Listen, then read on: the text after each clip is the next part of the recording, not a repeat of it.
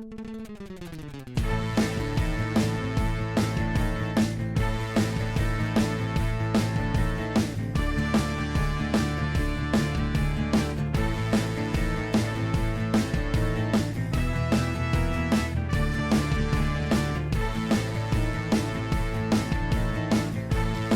to episode 201 of the Campus Comics Cast as we kick off 2025 with pre-orders for comics generally shipping in March of 2025. I'm Scott Reed and I'm joined in this episode by Mike Atchison. And Mike, do you have any New Year's resolution? It is that time of year, right? And let's say comic book related New Year's resolutions. Well, I'm glad you narrowed it down because I think about a lot of resolutions and I resolved to at least keep one of them. So, and I think I'll make the one that I stick to a comic book related one. And I hear a lot about people doing these books read or comic books read in a year or the challenges, and I think 500 is a good number for me. I think I pretty easily average one a day, so that wouldn't be as much of a challenge. So I think I'm going to go with the 500 comic books or graphic novels in a year, and I will document it, and we'll maybe in 361 or 2 days we'll talk about it again, see if I kept up. See if you made it or not. Well, mine's a lot simpler because I have accumulated over the last couple of years like 3 or 4 additional collections. So I absolutely have to get this stuff moving out the door. I can't just let it keep sitting around. I'm not as bad this Christmas break. I have actually cleared out multiple boxes of comic books. I felt like I was building walls around myself here at my computer desk. Yeah. That's where I do all the lookup for prices and stuff like that. So I've actually moved several boxes out of this room. So I feel like I'm off to a good start. So that's definitely one of my priorities, comic related, is to move some stuff out. That's a good one. That's a good one. So for listeners to have a peek behind the curtain on Berg Comics, what do you think would be the best way for you to do that? More online sales or more shows, or what do you think you're going to do? Oh, well, I 100% prefer shows. So there is this show in Evansville, Indiana. It's just the Southern Indiana comic book show. It happens 3 times a year, and it has been an excellent show for me. I'm able to, move a fair amount of product, and a couple of times I've taken 20, 30 long boxes, and at the end of the show somebody will come and buy me out. So it's nice to kind of clear that in some bulk quantity. So 100% the preference is a live face-to-face show. I take it someplace and don't come home with it, right? And speaking of that show, by the way, the last show that we had was in November. And I didn't have anything out for the Campus Comics Cast, but I actually had 2 people stop me and say that they were listening to the podcast. Really? So I didn't get their names. That's my fault because I'm a terrible individual. But one of them specifically called out the previews episodes, the pre-orders episodes, which of course is what we're eventually going to get around to in this episode. Well, that's cool. That's really cool. I mean, what show was that at? Yeah. That's that Evansville, Yeah. Southern Indiana comic book show. It's just it's a not a particularly original name, but it works. So you know exactly approximately where it's at just from the name of the show. Meets 3 times a year, and it's been an excellent show. So well, that makes sense. That's as far as the one show that maybe you do can turn over as many as possible, because I've been there at least once, and there was a lot of traffic in that location, and a lot of comics being bought. Right. Well, what's nice about it is it's just comic books. There's very little of the Funko Pop, that type of sales. It's almost if you're there, it's comic books. So yeah. Did you happen to watch What If Season 3 yet? No, on, but it's Disney Plus. It's queued up. One of the things that we recently purchased, my wife and I, is a treadmill, and it's in the garage. And we also just in the last few months got a new TV for the upstairs, which is bigger. So we took the living room TV, put it in the garage, and that's the way. Because normally I don't get a chance to sit down and watch TV, so I found that walking on the treadmill is a good time for me to catch up on the Penguin. Okay. I finished that, which was 2 thumbs up. I am about halfway through. Well, I'm caught up, I should say, because they're releasing episodes, a little bit at a time on Creature Commandos, and What If Okay. is my next one queued up to Okay. watch. So, All right. Well, just a heads up: the first 3 of season 3 of What If I think are really slow, yeah, but it gets better. okay. So I heard just kind of an I heard FYI. something similar to that, but that it was well worth, getting through the first couple of episodes. Yeah, the first 3 just were not particularly good. I didn't think so. Yeah. So it's funny the one that gets good is with Howard the Duck. So That's yeah. and last question before we actually get to the pre-orders. What do you think about Jason Momoa as Lobo?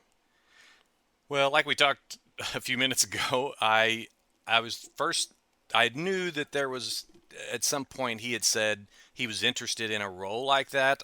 Maybe I think I heard that, but then when I first seen something online, I thought, is this clickbait or not? So I didn't really follow up with it. And then when you just verified, yes, it's official news. Yeah, I think he's more suited for that role by far than Aquaman. Yeah, By far. Yeah. 100%. This is a much better fit for him than Aquaman was. So Lobo, he can be apparent. I don't know what it is with all these actors that just want to be comedians. You got the Chris Hemsworth thing, you got the Jason Momoa thing. Yeah. It's like, I don't know, maybe they just can't be a serious actor. Yeah. But yeah, Lobo will definitely be a better fit because when he's smarting off, now somebody can come and punch him in the face. Right. So. Right. And people be happy about it. It's Exactly. So I'm looking forward to that. now where so. he fits in. It's supposed to be in the Supergirl Woman of Tomorrow, or I don't know if Yes, that's I the think full so. title of it, but Well, I think that's what they're kind of basing. That's Right. like maybe at a minimum, kind of the pre-title of the yeah. of the movie. So So I don't know where that'll fit.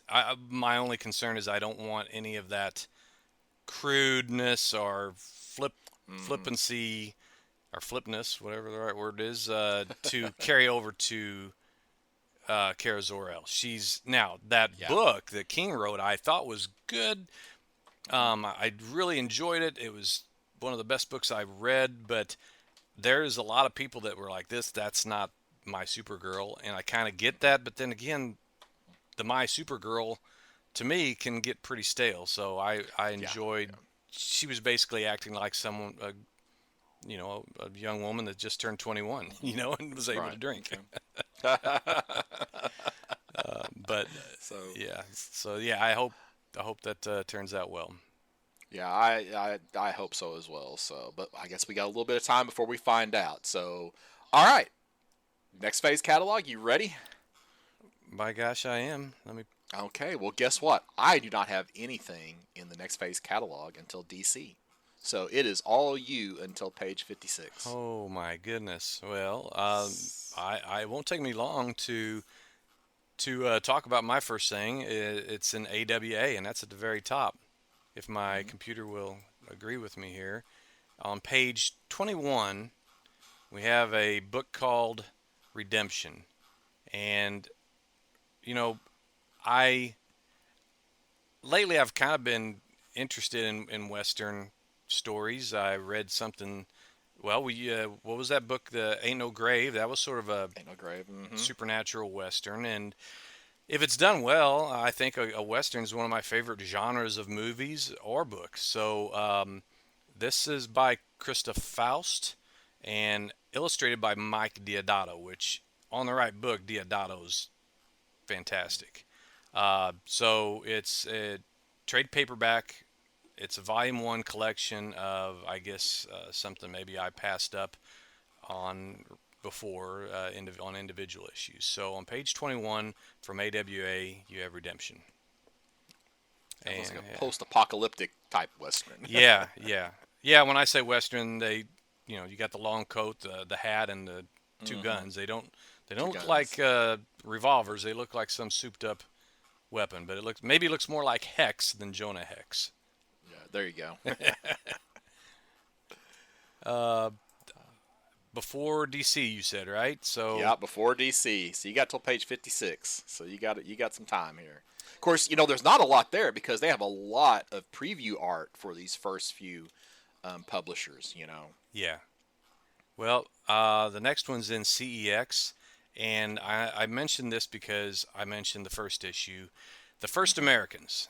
It's number 2, and it's basically the story of the migration of the the inhabitants of northeastern Asia crossing over the Bering Strait land bridge during the last ice age, and that's where the first Americans came from. I mean, unless you believe in some other theories that maybe some came across on boats in the South Pacific or something, but I think most historians and other scientists believe that they came that way. And I noticed right away this one is different from the first in that there are some word bubbles. So I remember the last one Yes. being a purely picture story, but nice pictures.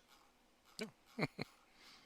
And right after that, we have something called it's a western. It's called The Cowboy with Many Hats. And uh, as I try to scroll to it, there we go. It's by someone named Christopher Rita and illustrated by Tad Galusha. When the sheriff of an old western town is framed for the murder of the state marshal, he must realize that all things pass before he loses hope to move on. So it's your traditional western. It is apparently going to be just the first issue. I don't believe it's uh, a trade. It doesn't say that it is. So also from CEX. And now I'm to don't know. I have one thing that I Okay. highlighted for That you.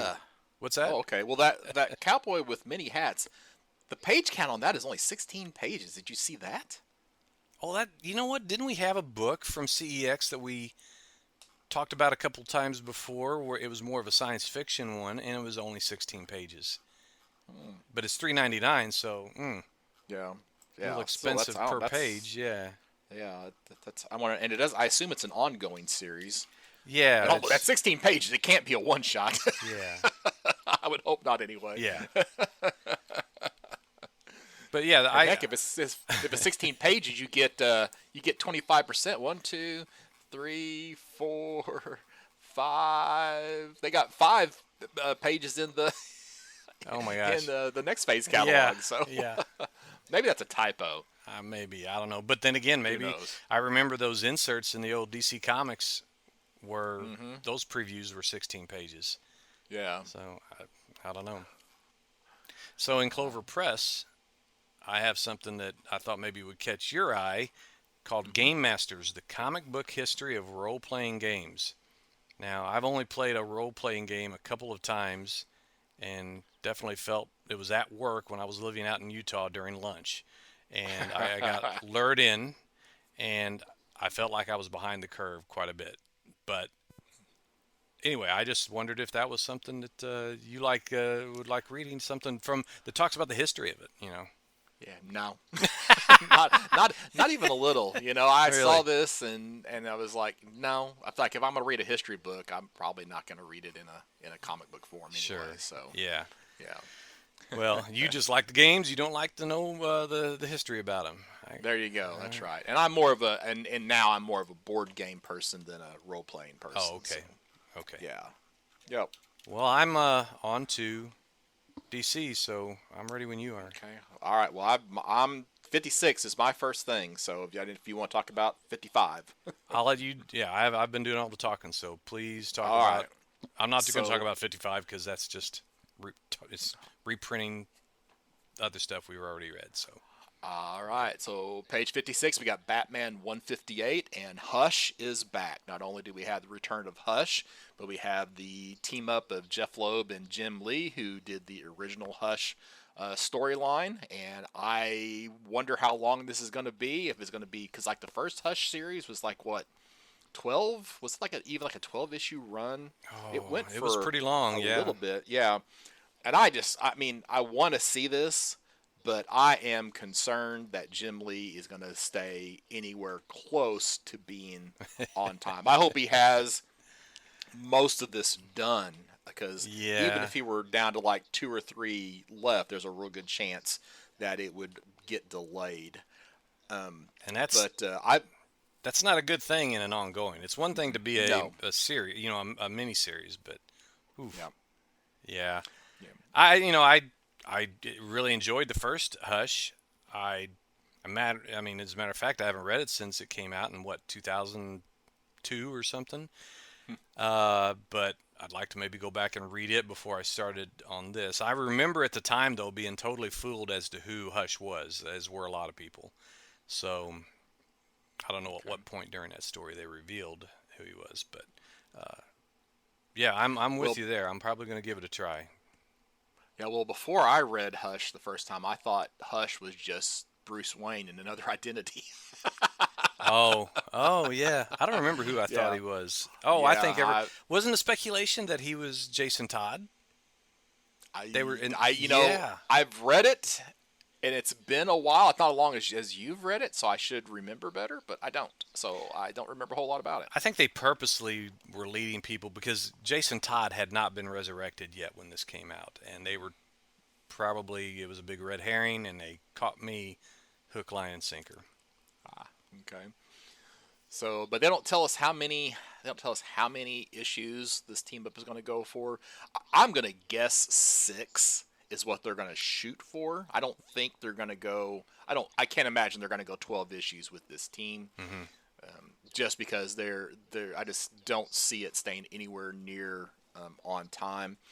And it's kind of bad because I got caught up on Batman, and it is now being written by, oh gosh, is it Tom Taylor doing Batman right now? Because Zdarsky's off. Yeah, he's either that or he's doing detective, one of the two. Yeah, and it's actually the first part of that story was pretty good. So I'm Oh, in a way disappointed that we're going to lose Tom Taylor on that. If I've got the whoever the writer is on the current run, and I probably should look that up. But all right, next, I don't have anything until 60. I've got. Oh, yeah. Go ahead, please. 60. Okay, well, I'm just going to mention, and you can go into more detail on this.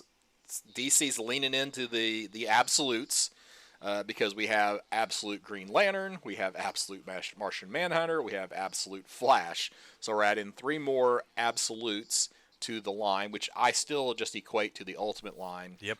in Marvel. And I personally, I think this is a mistake. Totally I, agree. it's just going to make things messier than they already are, and we know that down the road they're going to have some big crossover. Absolute Batman versus Batman, absolute Superman versus Superman.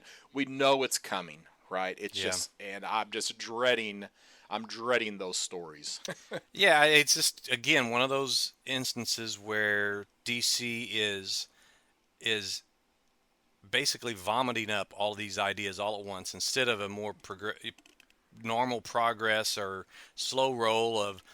I don't have a problem with creating more alternate versions of some of the characters if you put some framework together. DC, way before any other publisher, was known for its alternate universes, going back to Flash 123. This is a perfect opportunity to do something a little slower, a little bit more calculated than now. They're getting, at least in the Absolute Green Lantern, they have a Al Ewing. He's got some chops. Not on everything, but on quite a bit. I don't know who the artist is.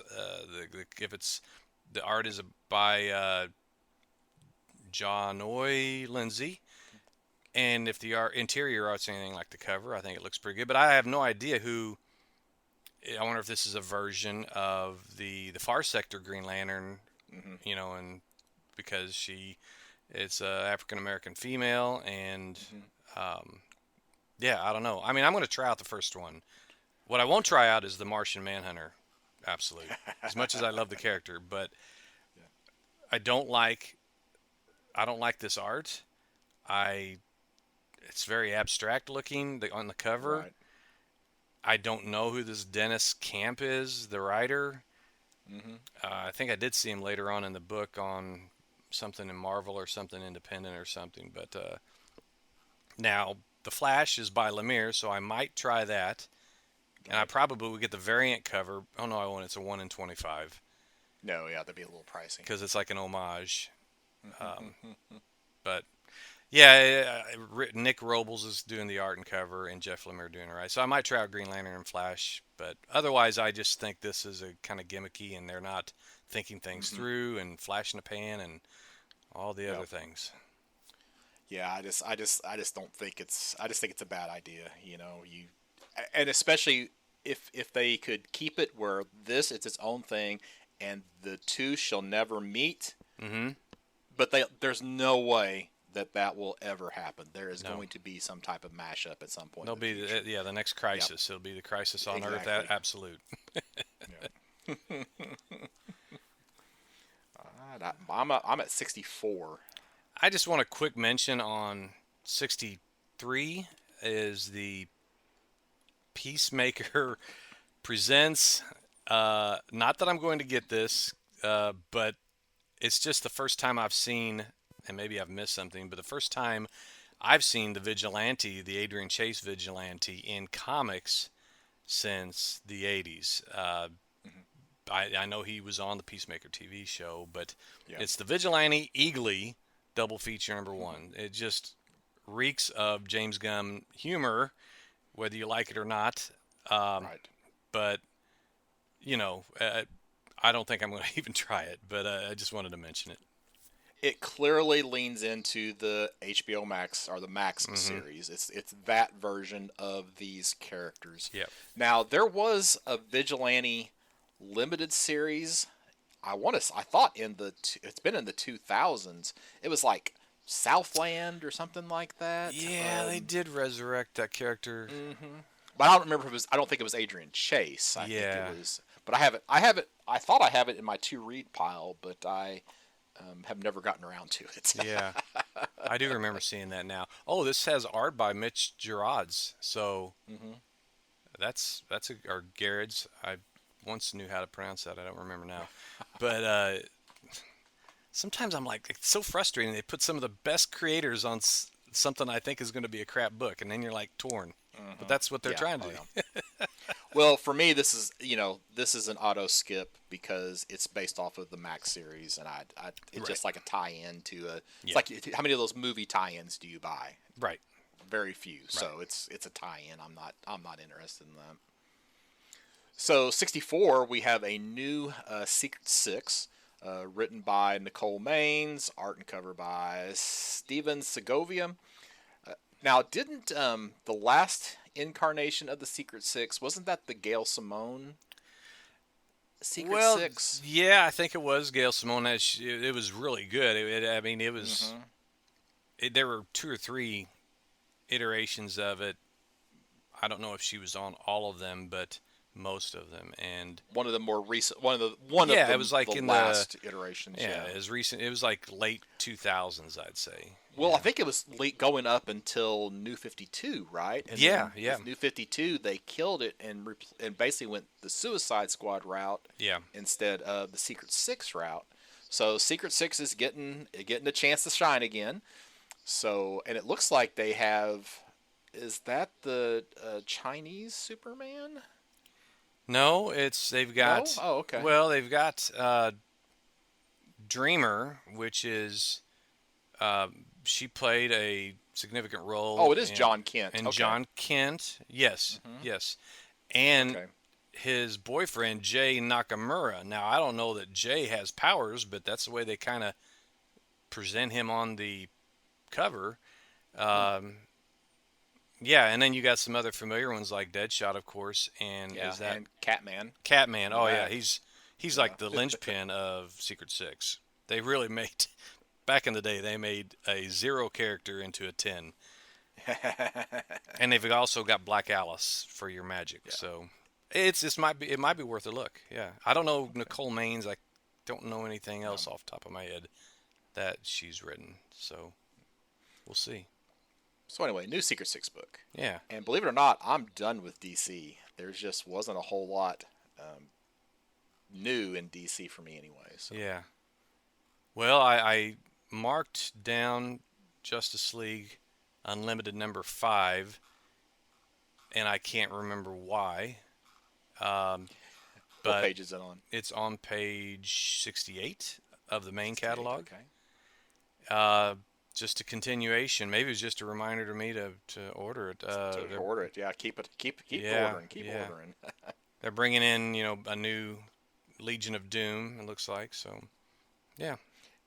Have you read the first issue of the New Gods yet? No, I don't have it yet. Yeah, I don't think I have it yet either. So I know I have it on order. So I'm hoping to make it into the shop tomorrow and get it. Okay. So Right. I only have two more things in DC. One is Green Lantern number 21, and let's see, that's on page 71. And I'm saying that for you guys as much as for me because I can't seem to find it. Here we go. It's got Starbreaker as a villain. Starbreaker is an old Justice League villain. He first appeared in like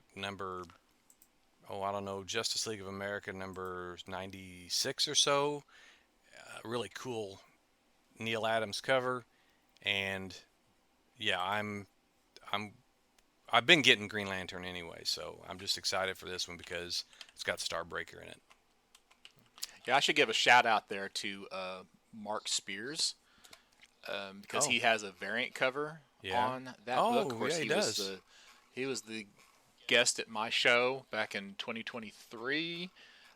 Super nice guy, and he has, I'm not going to name them all, but he has a ton of covers in this catalog. Not only I hadn't noticed this one, but I know that he's got covers for his own book, and like Mark Spears Monster, I think number 4 is solicited in this. Yeah. I think there's 6 or 7 covers for that. He's got covers for Return of the Living Dead, and just if you just were to search through and find his name, you would see it several times throughout the. Yeah, there's a variant cover on the Justice League Unlimited number 5. I'm just doing a search for Spears right now. And then the Green Lantern one as well. So there's 2 in DC. So now I know I would like to get a better look at this variant cover. It's on here, but it's like a thumbnail, and it's too blurry to zoom in. I'm sure you can look it up online and find it though. So I'm not someone that's going to buy variants in addition to the A cover, but I will get a variant once in a while if it's it appeals to me. Yes. Yep. So skipping ahead 20 pages to page 91. You don't want to talk about Harley Quinn Fartacular? Harley Quinn what? Fartacular. Did you miss this? Okay. What page is it on? Hang on. It's on page 75. I am absolutely not ordering this book. This is, I guess where this all comes from. Yeah, this comes from, there's that animated show with Batman and Robin and Harley, and I can't remember what exactly happens, but she's in the car with them and like the Batmobile and passes gas trying to convince them to pull over. I think so. It's like anyway. So now they have Harley Quinn Fartacular, silent but deadly, and DC's got a thing with butts right now. Because did you also see they have the Nightwing book that's been popping up on the DC Unlimited app? Oh yeah. There's been an ongoing sighting thing out there in the social medias about Nightwing, any art showing his derriere. Yeah, there you go. So here, and there's a warning on this Harley Quinn book. We aren't kidding. If you are grossed out by farts, then this comic isn't for you, and that's perfectly okay. Though I am judging you, unless you want to put your feelings to the test, in which case this comic is for you. So it's absurdity. It literally has a scratch and sniff, artificial rub and smell farts. Okay, so the headline here is appropriate. Calling all sickos. This one is for you. There you go. Well, I ain't no sicko, so I'm passing. Yeah, I'm definitely. No pun intended. A comic that promises to have the highest concentration of gas per page. Gosh, I was scared to death to do the scratch and sniff that Batman versus Santa from last year. It was just a minty smell, but yeah. I am not. All right, sorry for derailing. 90, what'd you say, 90 something? 91, and it is Batman's Strangest Cases. This is a reprint of one of the big tabloids, the Treasury editions. Limited Collector's Edition, number 59. Stories written by Denny O'Neil, Len Wein, Frank Robbins, and art by Neil Adams, Bernie Wrightson, Dick Giordano, and Irv Novick. All of those are class act creators. I mean, and just hearken to me. I've got this original. I have bought some of the facsimile ones so that I have a nice, crisp, clean copy, and I might do that here for, $15. There are worse things I can spend $15 on. So if you're like me, this could be for you. I do recall this having some of the better. It's basically, just some offbeat detective stories with Batman. And that's all for me in DC too. That's all for DC. Okay, all right. So my first thing after DC is Image, page 155. I'm getting smart here, and that's not hard for me because I'm at a very low bar, Scott. When I get smarter, I mean, so I've been doing a word search in the catalog by name for my notes. I mean, I could just put in page 155 like you just said, and boom. Boom, right there. Yeah. 155, enter, you're right there. So did you have anything before 155? No. Okay, all right. So in Image Comics, we have Invincible Universe Battle Beast #1. So we have a new series set in the Invincible Universe, written by Robert Kirkman. Looks like we still have Ryan Ottley art. So fans of Invincible, I think they're on season 3 on Amazon Prime. If either they're 3's in process or 3 is already out there. I can't remember for sure. Now, they do have a really, really dumb gimmick for this one. They have the cover C, which is a blind bag. And basically, the cover C could potentially be any of the other covers. So with the cover C, you could get a regular cover or the 1 in 2000 Ryan Ottley original art sketch cover. Okay, so that 40 pages from Robert Kirkman.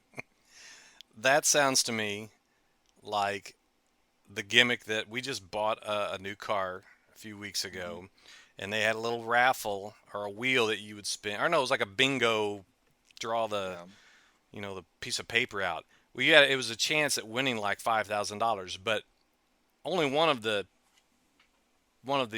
pieces of paper was for the $5,000. The rest were for free floor mats, which they should be given to you anyway. So of course everybody gets the free floor mat. You're right. I like this that they add on this blind bag. However, there are rare surprise issues that may or may not be related to Battle Beast or the Invincible Universe that can be found in these blind bags. So it sounds like they have an overstock, and they may be getting rid of some other variant covers that they have some sitting in the warehouse. I mean, I remember my version of a blind bag was back in the old Walmart days. Were those the Whitmans where you could see there were 3 comics in a bag? Yeah. Yeah. Something. Well, they did that a lot. Yeah. Yeah. So they'd put 168 is my next thing.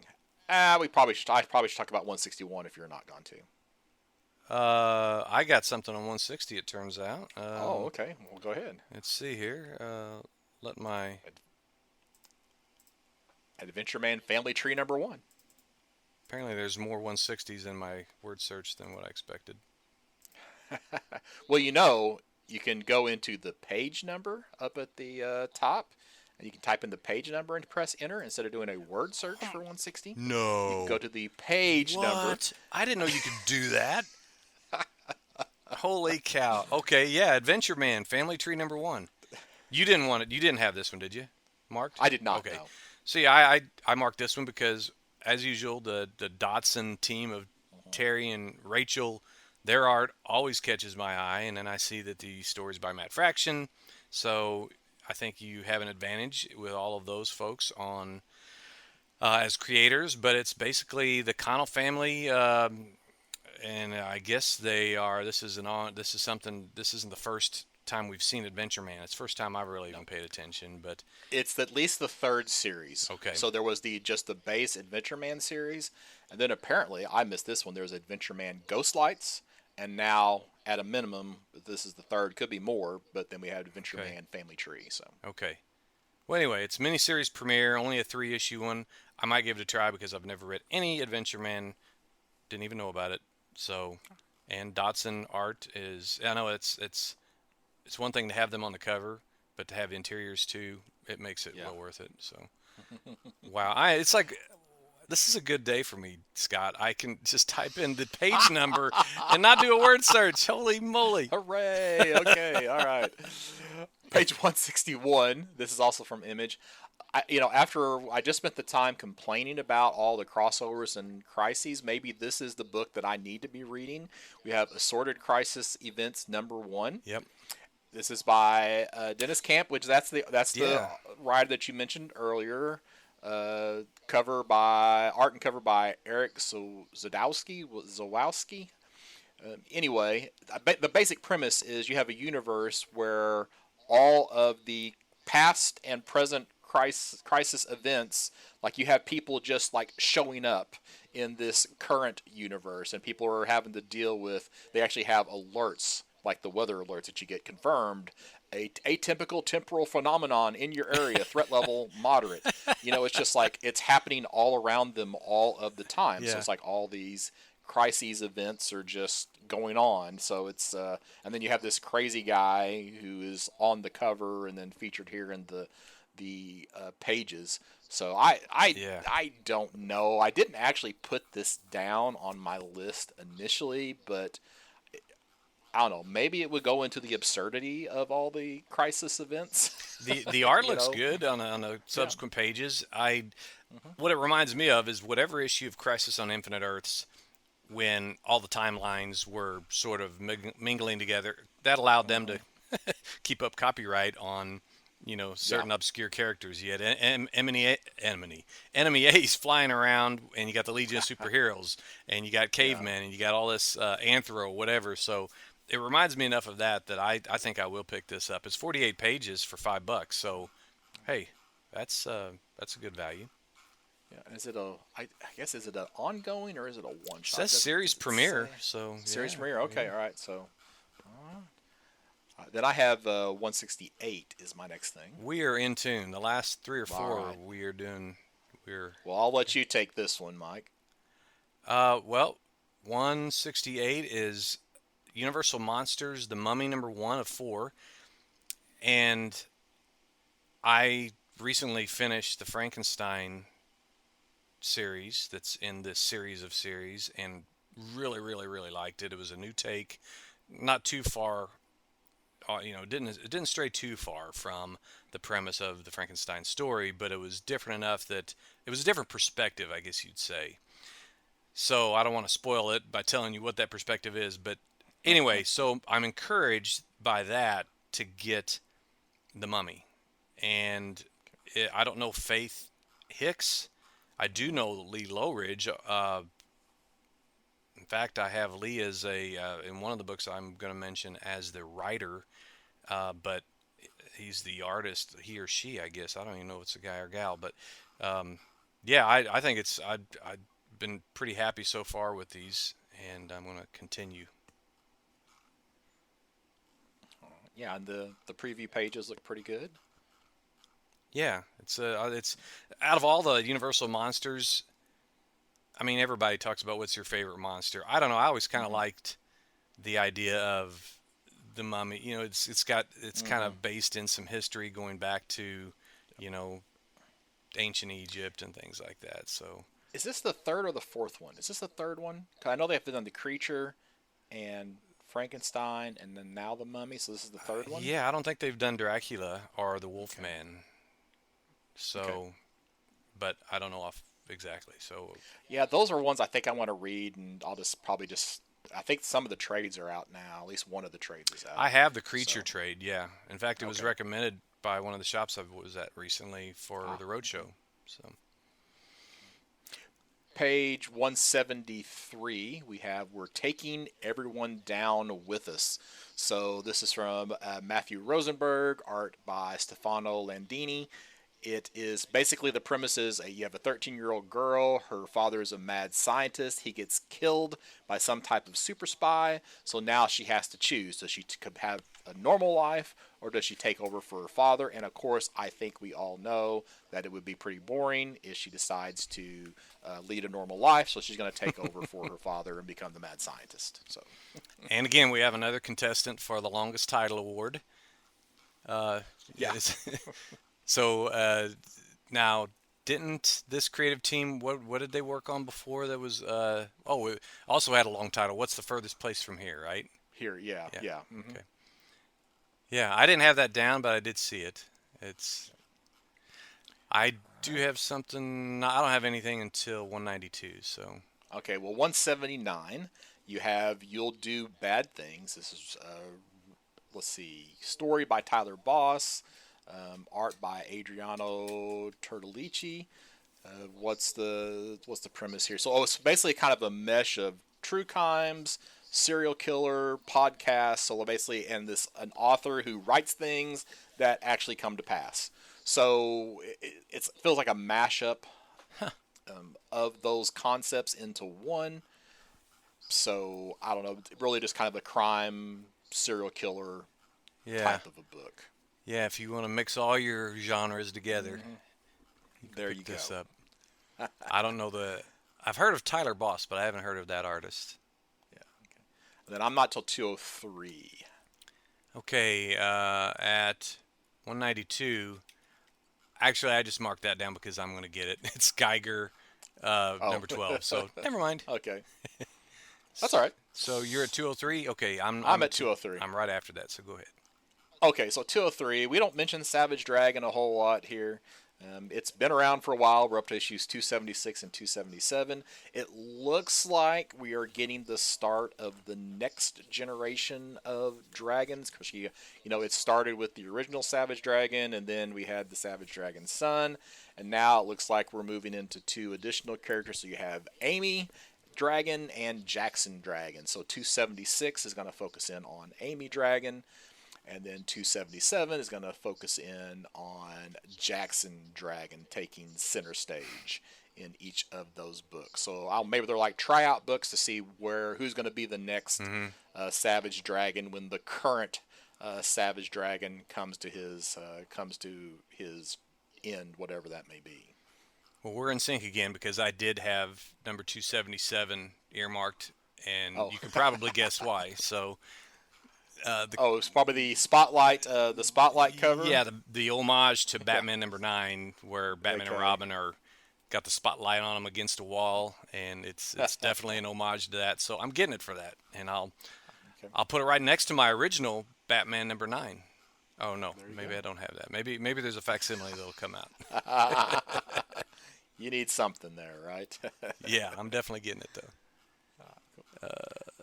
I'm a couple pages after that in 206.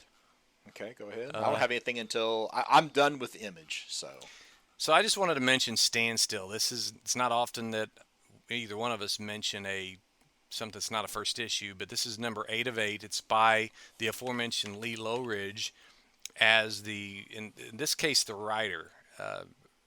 Lee Lowridge is typically an artist everywhere else I've seen, but I remember the premise being discussed with the three of us a few months ago, with number 1 being, what would you do if you could make time stand still for everyone except for you? What kind of trouble would you get into or cause? And I've read the first couple issues or 3 issues of this, and it's a lot of fun. And not to mention the Andrew Robinson art.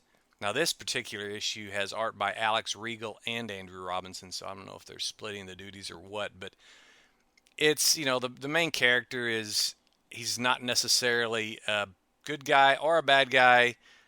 He does some bad things, but he does have some morals. So they're quick reads and kind of gratuitous fun. So maybe you want to, at this point, wait till the inevitable trade comes out. And I'm good until 215. Okay, it's still you then, 'cause I'm 228. Okay. Redcoat trade paperback, the first volume.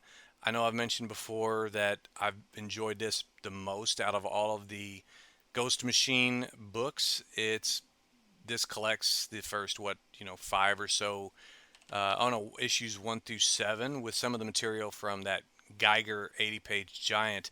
It's the best of those Ghost Machine storylines. Again, he's kind of an anti-hero, or he's kind of like a John Constantine type. He doesn't really want to be a hero, and he certainly doesn't act like one, but he is one in the end. But he's this collect. If you haven't got in on this story yet, I definitely recommend you get the trade paperback. 228.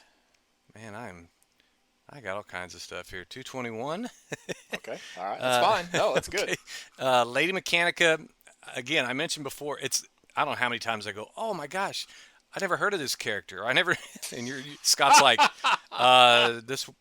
this comic came out in the 90s for the first time, Mike. So anyway, I think Lady Mechanica is something like that.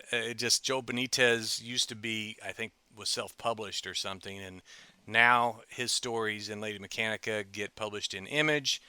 And I read this individual, or I'm in the process of reading the individual issues collected here, Lady Mechanica, The Devil in the Lake. And it's really good. Really great art and really good story. So I just wanted to comment on that. And then lastly, and then I'll let you play for a while. Page 224. Whoops, I put down. I can't read my own writing. Oh, it's the same page as Lady Mechanica. It's the second half of that page. It's Plastic Death and Dolls trade paperback by Doug Wagner. He's the gentleman I met and interviewed on the roadshow, and he has this. This is like the second. It's like a sequel to the original Plastic, but he's also done some other storylines based on kind of serial killer quirkiness and obsessions, and it's crazy and fun, and you definitely need to check this out. So this collects Death and Dolls, Plastic Death and Dolls, numbers 1 through 5.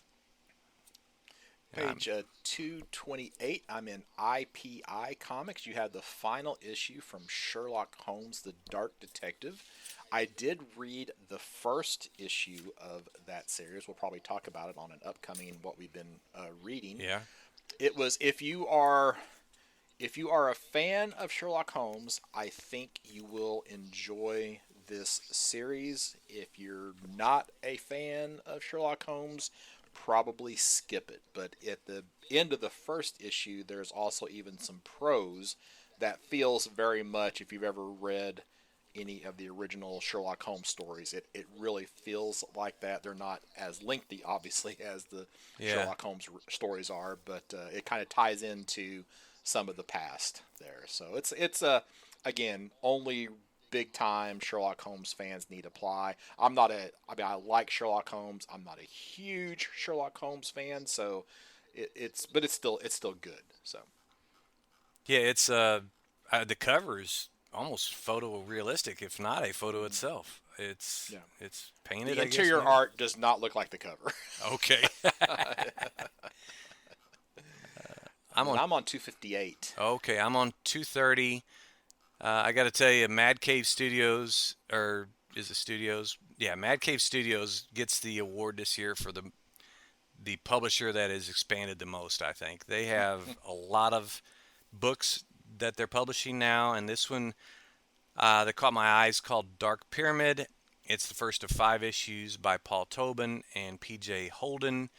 It's Huki Hidalgo, adventurist and popular live streamer, has gone missing while climbing Mount Denali in Alaska. So it sounds like something Shad would have liked. You got monsters, you got mystery, it's conspiracy deep within the heart of Denali. Maybe it's that they're talking about changing it back to Mount McKinley. Wouldn't that be funny if that was the story? Yeah. So yeah, that caught my eye on page 230.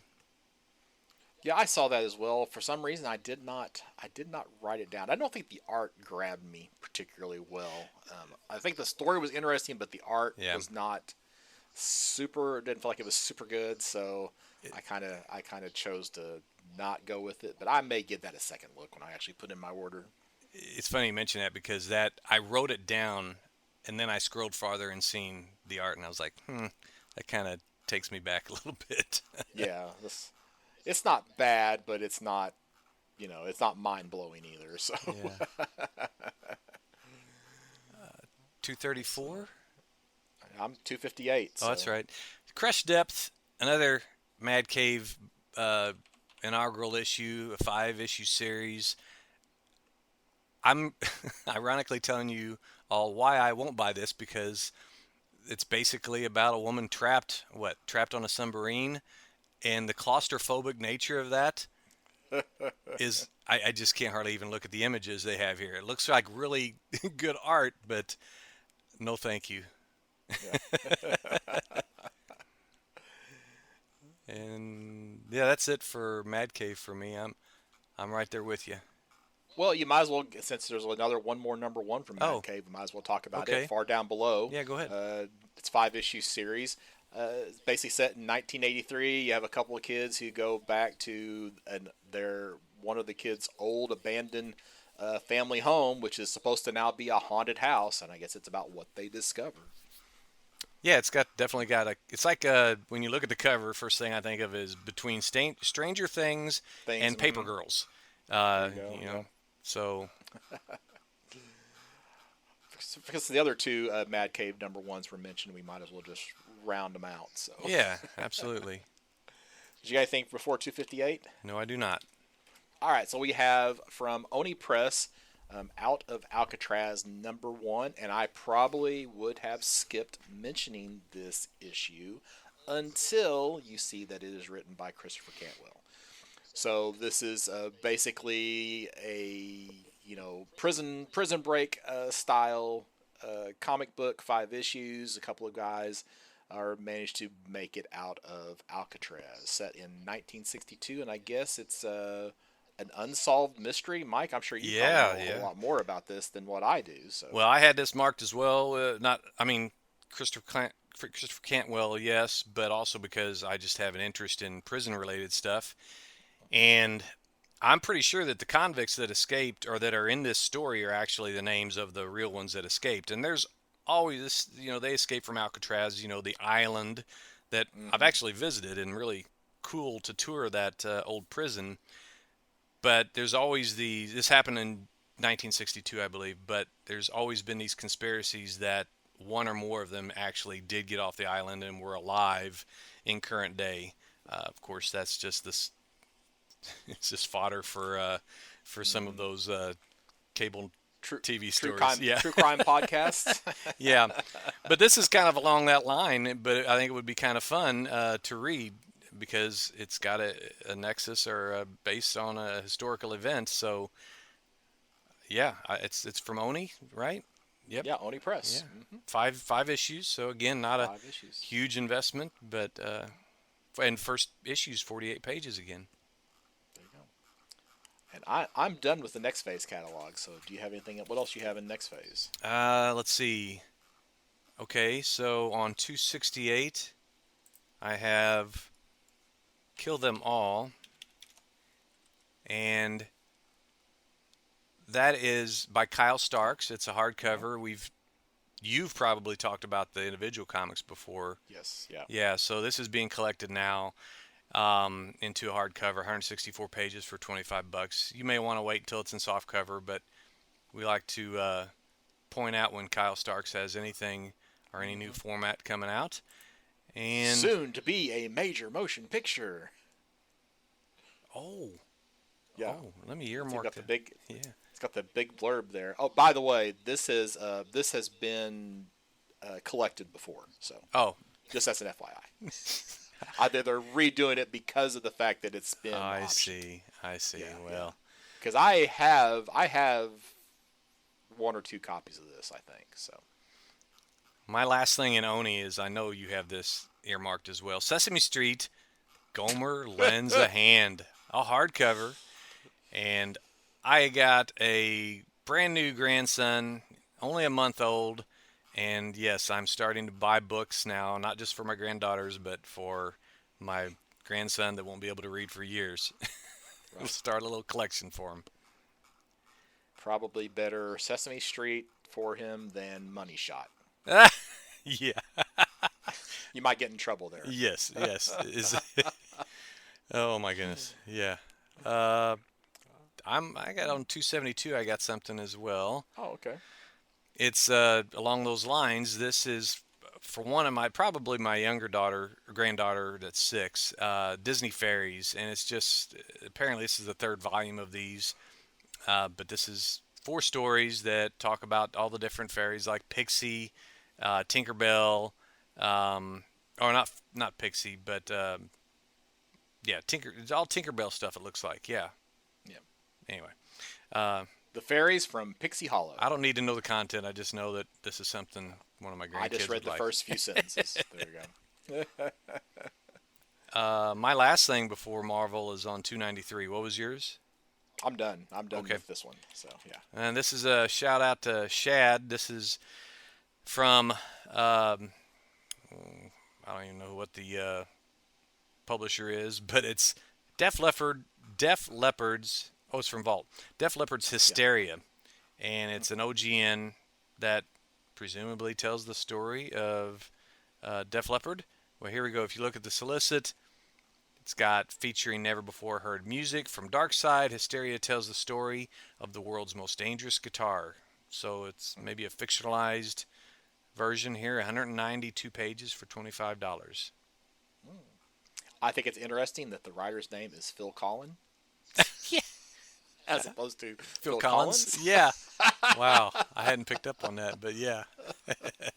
And we just watched the induction to the Rock and Roll Hall of Fame the other day, so I'm definitely on a nostalgic rock and roll music kick right now.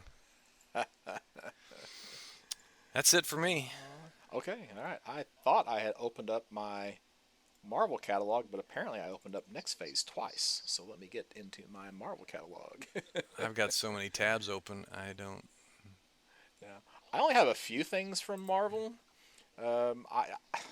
They've got this Godzilla, and I think this is actually going to be Godzilla versus, and then they're going to have multiple stories. So the first one is Godzilla versus Fantastic Four. Yep. I'm not interested in this at all. I know there are obviously some Godzilla fans out there. I'm not picking this up, but it does have priority, display here in the Marvel catalog. My first thing is actually on page 4. Well, I also had highlighted this. It's I just wondered why they said Fantastic Four, as the versus part when they have. It looks like most of the characters are Avengers. Yeah, well, it's going to be 6 one-shots. So Yeah. round 1 in a series of 6 one-shot throwdowns. So maybe Now, this. Marvel's done this before. There was back in I want to say the 80s, they did like the Mephisto Versus series where, they would have Mephisto Versus, but they actually weren't one-shots. It was a 4-issue series, Yeah. Mephisto Versus, and then he was versus somebody differently Yeah. in each of the issues. So, Gotcha. but yeah, so here they're just doing 6 one-shots. So. Yeah, I probably won't. I just was confused by that wraparound cover because it showed way more than just Fantastic Four. So maybe they're just Oh, yeah. representing, some of the other books that we in this little series of one shots. Well, the covers anymore don't necessarily have anything to do with the contents. Very true. So, page 4, we have One World Under Doom issue 2 of 9, and I was reading Doctor Strange the other night, and apparently the last episode of previews we did with the first issue of this series was solicited, and I was like, when did Doctor Doom become the Sorcerer Supreme? Well, I learned the answer to that as I was reading Doctor Strange. So apparently it was during the whole Blood Hunt series, the event that took place is apparently Stephen Strange loaned Doctor Doom part of his soul, as I understand it, and at the end of the Blood Hunt, he was supposed to give it back, and Doctor Doom didn't. So now Doctor Strange is stuck not being the Sorcerer Supreme, and I was so proud of me having learned this and being able to talk about it. And then in one of the subsequent solicits in this catalog, they basically tell you everything that I just told you. We'll give you credit. So there you go. So I did read not Blood Hunt. I didn't read Blood Hunt, but I read Strange's recap of what happened in the Strange regular series. I see. Yeah. I'm not until 25. Okay. Page 15, we have Spirits of Violence, issue number 1. Actually, backing up just a little bit in Doctor Strange of Asgard, since he's no longer Earth's Sorcerer Supreme, he decides to go to. So this is Doctor Strange of Asgard number 1. I guess they're ending the regular Strange series, which is a shame. Yeah. He's going to Asgard to see if he can become the Sorcerer Supreme of their universe. I guess he has Sorcerer Supreme envy or something. I don't know. But anyway, page 15, we have Spirits of Violence, because, of course, Ghost Rider is the spirit of vengeance. Mm-hmm. So here we are having introduced the Spirit of Violence, issue number 1. It does not say one shot, so I assume this will be the Ghost Rider series for the next few months, as long as they keep the sales up. But yeah, it probably will be introducing a new concept here, the Spirit of Violence, as to go alongside the Spirit of Vengeance. Definitely a Peach Momoko cover. You can pick that art out, yeah. And then I don't have anything till page 51, so. Okay, let's see. 26, we have The Thing number 1. I'm sorry, 25, we have The Thing number 1. And it's a 5-issue series by Tony Fleecs of what was the cat and the dog, the stray dogs, and he's currently doing the Feral, yeah. He and Leonard Kirk, good artist. Just something I read here made me mark this. I don't know that I'll get it, but it made me want to ask you. They tout The Thing as being sort of the heart of the Marvel universe. Would you say that's true? No.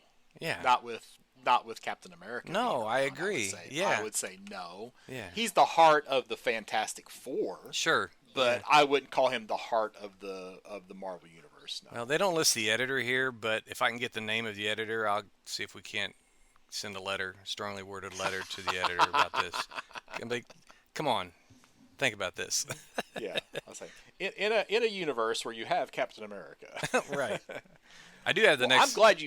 I'm glad you mentioned this, because I completely missed what was on page 26. Yeah. So one, I'm glad you said 26 instead of 25, because this is the next of those J. Michael Straczynski books. Mm-hmm. This is Nick Fury. Now this one, instead of being a team up, this is a versus. Mm-hmm. So the other ones was like Rocket and Doom, and then Captain America and Volstagg. But now we have Nick Fury versus, which is probably why I missed it, because it wasn't it was a versus. So we have Nick Fury versus Fin Fang Foom. Yeah. Written by J. Michael Straczynski. I mean, it's the Gary Frank cover art caught my attention, and it's probably the scariest I've ever seen Fin Fang Foom look. That's not a villain that really ever struck fear in my heart, but this one here is a pretty scary image, and I'm kind of interested in looking at this a little closer myself. I wonder if he's gonna wear his purple shorts. Right. Maybe that's why he never scared me before. There you go. Yeah. What do you have next? Okay, so now, unless I missed something else, I'm at 51. So I'm not until 55. So. Okay, so 51, we have Daredevil, Unleash Hell, Red Band. This is the 3rd issue, and actually, I guess it's not 51. What page is it? Yeah. It's 52.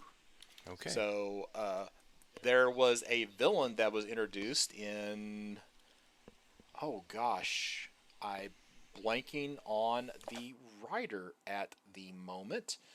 Named the Muse, and the Muse was actually killed towards the end, or within a few issues of their first appearance. So it looks like here we have the sequel or the legacy or whatever you want to call this for the Muse. It looks like it's going to be a female Muse as opposed to a male Muse. Yeah.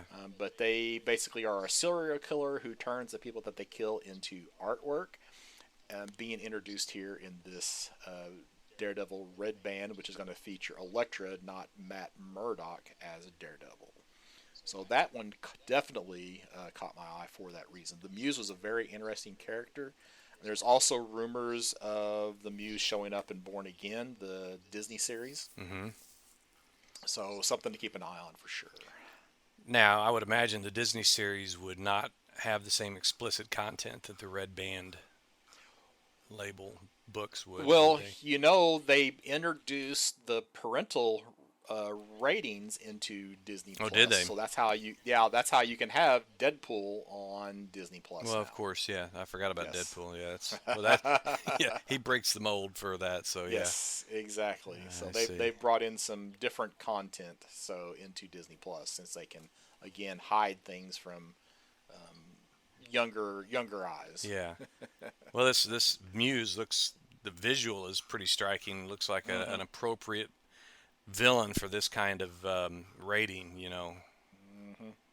It was the story was good, and I'll probably scream out the writer's name at some point because it's just right there on the tip of my tongue, and I may just have to go dig through some issues here or search online for it because Okay. it's just right there.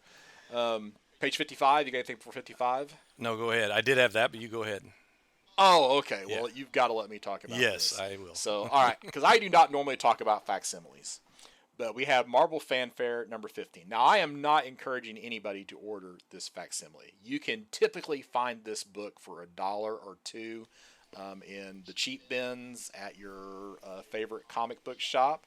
But it's Marvel Fanfare number 15, written by Barry Windsor Smith and Roger McKenzie, with art by Barry Windsor Smith and Jack Sparling.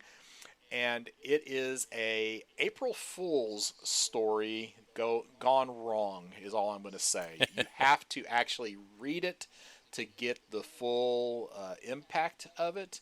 But this was one of those special issues of Marvel Fanfare, and it's not a buddy story more than anything else. It's not a big fight or whatever. It's just Ben and Johnny. Well, I mean, for me, being not nearly the fan that you are of the Marvel stuff, I believe I've bought several of the Marvel fanfares from you, haven't I? Some of the old ones, or was that another? You're thinking of Marvel Age. Marvel Age. That's what it is. Yeah. Yes. Again, showing my newbiness. So I thought, okay, this looks cool. It sounds like it's Barry Windsor Smith. It sounded like a really intriguing story, and I marked it because, well, it's just easier for me to buy this than to search for it, and maybe find it later. And what I'll do is anytime I don't strike while the iron's hot, I forget that I want it, and then I won't be looking for it at a store. Yeah, there you go. So, but it's absolutely an incredible story. So, Did you read it back in the day, like 19? I don't know if I bought it new off the shelf, but fairly quickly after it came out. Actually, I might have been buying Marvel Fanfare when this actually came out. Yeah. Because I remember also buying, I think it was issue 18, which had like a Frank Miller Captain America story in it. So I was maybe buying it at the time. So cool. Yeah. All right. If not, it was within a year or two of it coming out. So okay. I'm not till 102. Well, I think I'm actually done with Marvel. So. Oh. Yeah. Well, this Charles is Soule. Charles Soule was the writer on the Daredevil series. When you quit trying so hard, it just comes. That's right. Comes to your mind. It just popped in finally. Holy smokes! Okay, whew, I can sleep tonight. All right.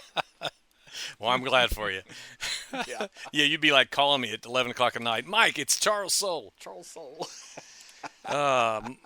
So on page 102, it's yet another reprinting of Earth X under the Marvel Collected Editions. It's a soft cover for $45. I have this in probably at least two formats. I have the original issues and I have a trade, I'm pretty sure, and I've yet to read it. It's always like, I got to read this. I got to read it. I got to read it, and it never gets done. So I'm not going to buy this because I have it already, Nope. but it just Yep. reminds me that I need to get it out and read it. Maybe that'll be part So of my 500 book challenge. do you know why they chose the cover? I think this is issue 4 as the cover for this trade paperback. Oh, do you have a female Silver Surfer? Mm-hmm. Yeah. Ah, Aha. So this is the first time that Shalabal has, I think that Shalabal has been portrayed as having the power cosmic, and of course in the Fantastic Four yeah. movie, they are having Shalabal be the Surfer instead of Norrin Rad. Wow. So there you go. I thought when you first asked me that, I thought, I wonder if there was ever a copyright issue with Uncle Sam. I always wondered that when I first seen Earth X on the stands back in the day. Mm-hmm. I thought, oh, this is going to be like a Freedom Fighters type book, and then it's Marvel, and I'm like, wait, what's Mm-hmm. going on here? But Uncle Sam is an open or a public domain character. I guess Yeah. anybody can do anything with that character that they want. So Well, there's Uncle Sam's not in here anyway, so it's not, but it's on no. the original. And isn't what am I thinking of then? That's got the Alex Ross cover with Uncle Sam. Isn't that Uncle Sam there? That's kind of hanging with the bleeding head there, Uh, just without the I hat. don't. No, that's Tony Stark. Oh, that's That's Tony Iron Stark. Man. Oh, Mm-hmm. okay. I'm Yeah. conflating Uncle Sam. Maybe they're. Oh, that's what it is. It's actually a book called Uncle Sam by Marvel, right? Oh, okay. Okay. I don't remember an Uncle Sam book from Marvel, but I may have missed it. So Okay. Now's an opportunity for all you fans out there to yeah, set us straight or set me that's right. straight because I'm mixing something up. I just remember that I thought it was a DC book, and it wasn't. It was a Marvel book. Oh, Had okay. Uncle Sam on the cover. Okay. Enough said. Okay. There you go. All right. All right. I'm done. I'm done with Marvel. You done with I Marvel? am. Okay. All right. So Pullbox. All right. So Boom. What do you got from Boom? Let's see here. I have to look in the order of my tabs being open. From Boom, I have Last Boy #1, 5-issue series. It's writer Dan Panosian, artist Alicio Avalone, and it's basically a Peter Pan adventures with Wendy, an untold story. Again, I don't know if it's something that's. I've got a 10-year-old granddaughter. It might be something that's not beyond her. Maybe it's something she would like. I'll probably read it first and see. But yeah, it's a 5-issue series, so I haven't bought anything from Boom in a while. Also from Boom, you have Mouse Guard: Dawn of the Black Axe, which is a 3-issue series written by David Peterson, art by Gabriel Rodriguez. This is part of that whole Mouse Guard series. It's been around for quite a while now. This is the first time I remember seeing Mouse Guard, though, Yeah, in a little while. I don't know if I've just not been paying attention or if there hasn't been a Mouse Guard book for a bit. I don't know. Yeah. All right. You got anything else from Boom? No, that's nothing else in Boom. All right. Titan. What do you got from Titan? I don't have anything from Titan. Well, I'm gonna go ahead and throw out just because it's a #1. I think this is a. I think Titan is putting out the Solomon Kane books now. Mm-hmm. So we have Solomon Kane's Serpent Ring, issue #1. Do not know if this is I assume it's an ongoing. But I remember this character. Of course, I think it's a Howard character if I remember correctly. Oh yeah. But it's I remember this character back from Marvel at one time. So fans of Solomon Kane can pick up this new series from Titan. J.H. Williams Okay. cover. There you go. Let's see. What about Dynamite? You got anything from Dynamite? Well, I've got again a nod to Shad. I think this will be where I dip my toes into Gargoyles. We have Gargoyles Quest. It's a trade paperback that, well, I don't know, does it collect some books or not? It's Yeah, it collects. There was the last series from. Oh yeah, all 5 was issues. Gargoyles Yeah. Quest. Mhm. Yeah, so it's a collection of that 5-issue series. $25. pretty steep, but I've never read a single Gargoyles book in my life. But I figure if I'm going to do it, I might as well do all 5 issues at once. So there you go. So also from Dynamite, we have Space Quest. So this is the team up between Johnny Quest and Space Ghost. New series, also with a Mark Spears cover. Actually, he gets the A cover for once. Yeah. Instead of being a variant. I also noticed that he has a cover from Dynamite for Vampirella, the new #1 series, which is actually the C cover from Mark Spears as well. All right. Let's see. I guess we'll just go to the rest. Let's see, because Dynamite, yeah, just go to the rest of the comics. So Okay. I really don't have anything here. I'm going to pick this one just because, so I'll have something to talk about. But I'll let you go first. So what do you have from the rest of the stuff? Since it's sort of timely, I'm mainly is the reason I'm picking this, and I did like the movie, and we've seen it on, at the theater or off Broadway. Wicked. It's a graphic novel.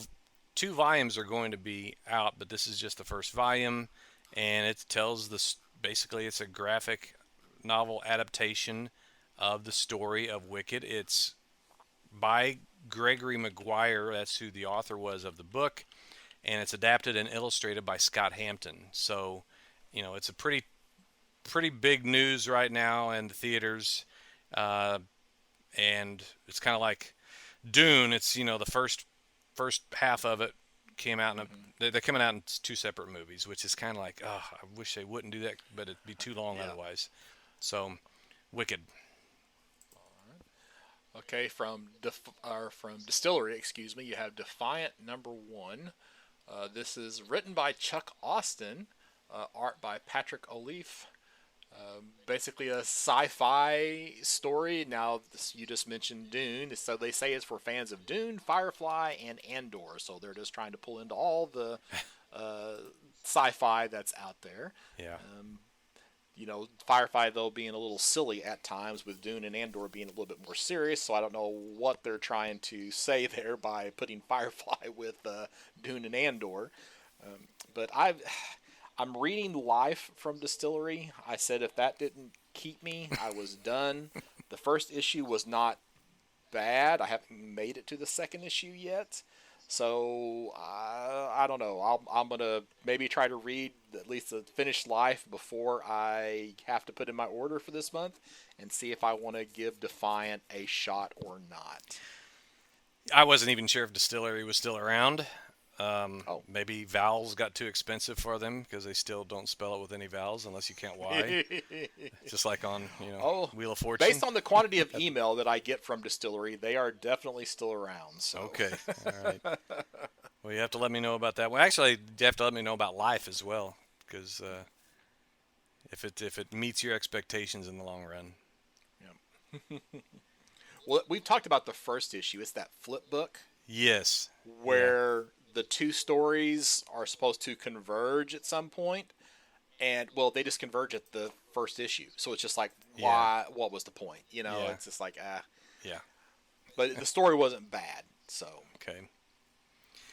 But the flip book gimmick was unneeded. So. Yeah, it doesn't work for me either. Those flip books.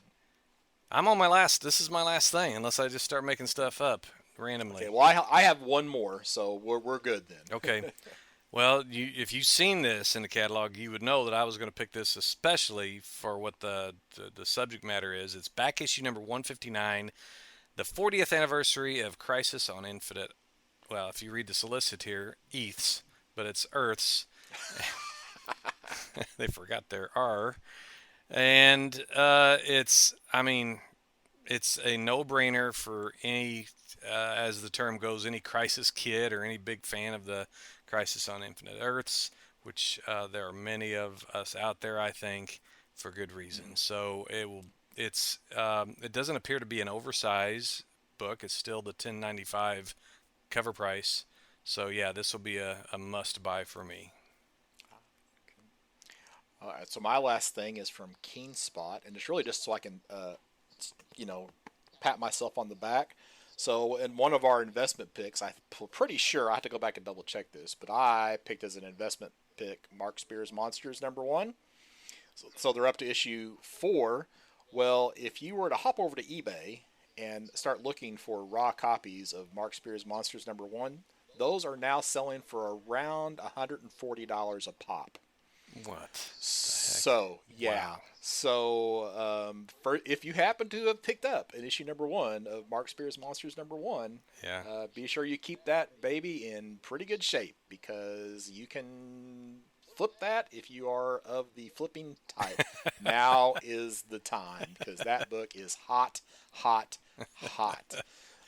Wow. So, and even like the second issue is going for $15-20, I think. Oh, good call on that. Shoot. Yeah, so hey, what is it? Even every once in a while, a blind squirrel finds a nut. So, yeah. So if you bought all of my picks, that one will make up for the other 11.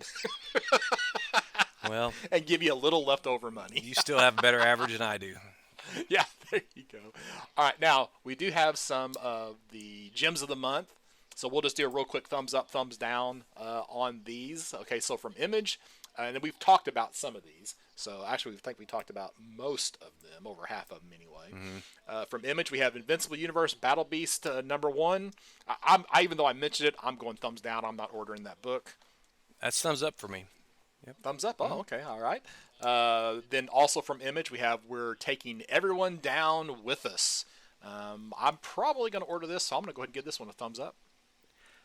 Yeah, I'll give it a thumbs up.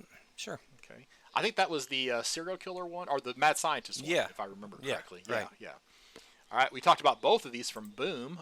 Last Boy #1, that was the kind of Peter Pan-based story. I'm not ordering it, so it's a thumbs down for me. That'd be thumbs up for me. All right, Mouse Guard, Dawn of the Black Axe, issue #1. I probably am not going to order it, but it's the Mouse Guard series is supposed to be really, really good, so I'm going to go ahead and give it a thumbs up. Well, hey, I'll just follow your footsteps. Now that you say it like that, okay, okay, yeah. I don't need much encouragement. I'll say yes, thumbs up. Okay, all right. So now from Titan we have Conan the Barbarian Omnibus Volume 6. I don't know how an omnibus gets a gem of the month, other because they're just reprinting Marvel stuff. So that's a definite thumbs down from me. Yeah, same. Definite thumbs down. Same.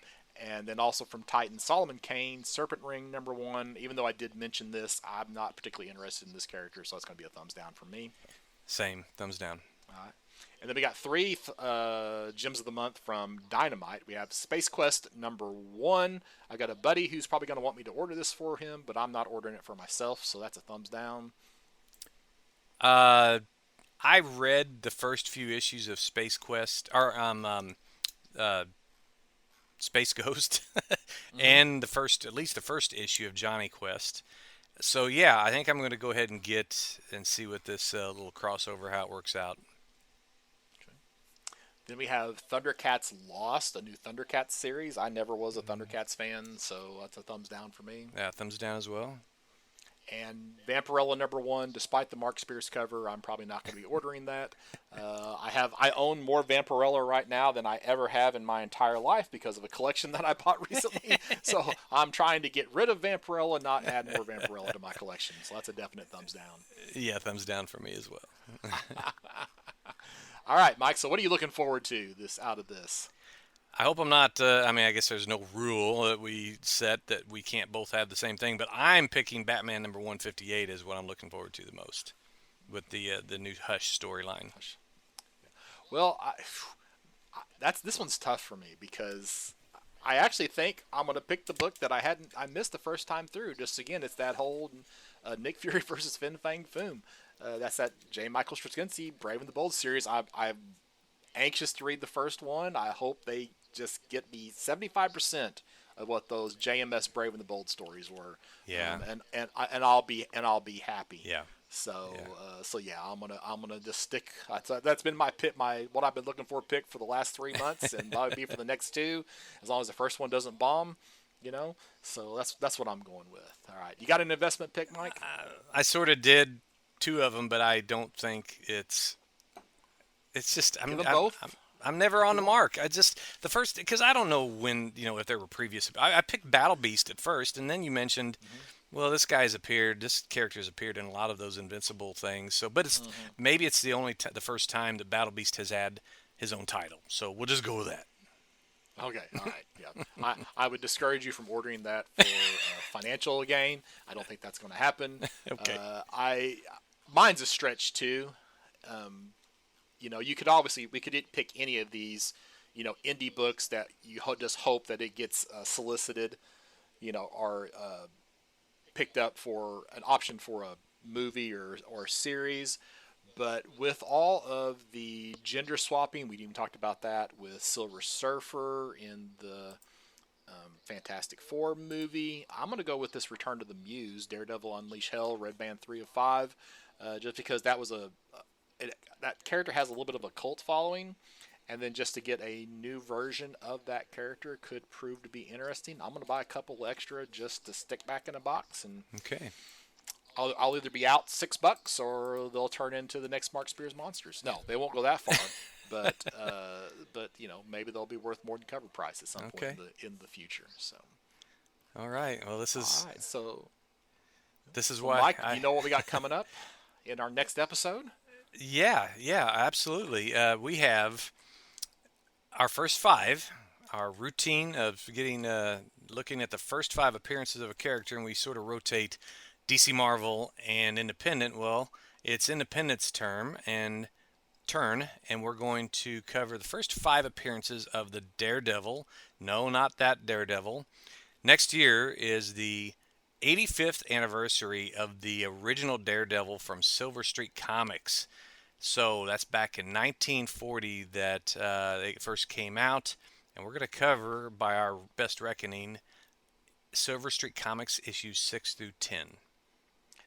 And don't forget that would be this year, not next year, because we are in 2025 now. Yes, correct. I haven't even written 2025 on anything yet. So, and of course, we'll do what we've been reading as well.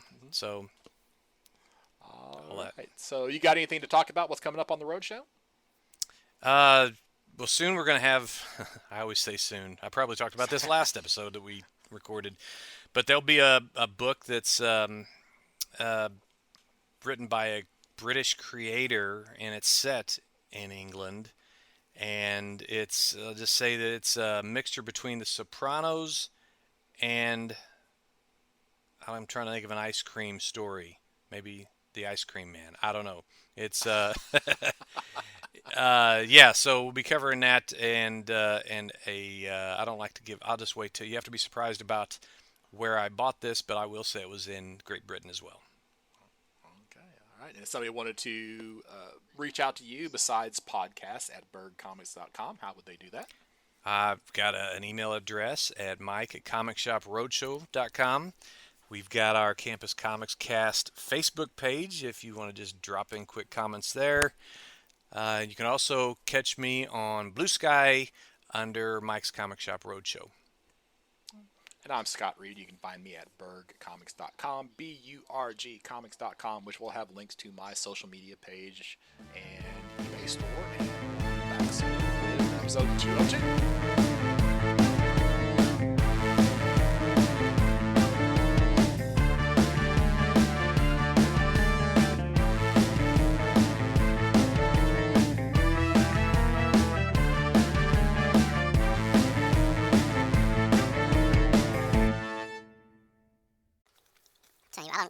I don't have access to see how synced they are, but I think they're pretty, on the front end, probably pretty close.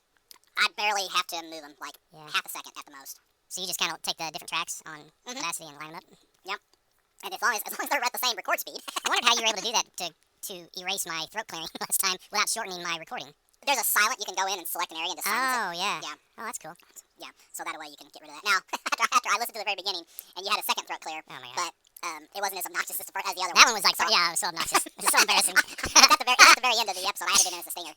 It's one of those my wife would be like, good Lord, go somewhere else to do that. Yeah, so if you want to hear it again, it's no.